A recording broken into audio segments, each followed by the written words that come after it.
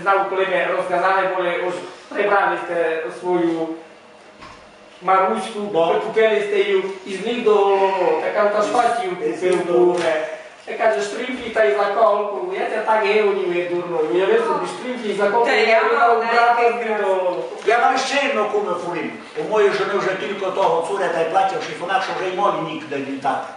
Май здає геть у гуманітарку. Ой, нігде, я би собі знайшла місто, де ж воно має покласти, або вчора така в мене біля стала за гроші, сте вспомнили. Пішла я кумо на базар, та це не украла дня 200 гривень, хотіла собі купити парадну помаду одну. О, Боже. Ну, іду я, кумо, іде мені навстрічу, такий крас, такий красний, ну такий маленько, та мій газда.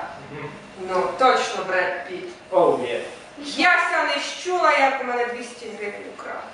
Кумо, та дай гроші прятала. Де всі порядні жони, а туйка? Вона не знає, де Бред Піт гроші наде. Ай, Зато в неї украй.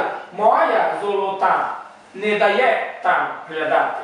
Во. ну, кумо, і Сеня Попас дуже інтересує. Та чогось не викала, коли він туди ручку засовував? Ой, кумо, не повіриш. Я думала, що він з добрими намірами туди лізе. А я то думаю, собі, чому ти з того базара така прийшла, геть невояшна та нервозна? До того би не нервозила, куме. У мене хочуть теличка А всі чи все ви? руки. Косичка О, здоров'я. Зорока, то ти чуєш, Чи що не нас чуєш? купив децики, це тобі не то саме. Ти так своєму красно кажеш, а я своєму не Неволяка, кажу. будьме здорові, або наші жони процвітали, або пахли, бо були день дня все краще. Куме, як кажете?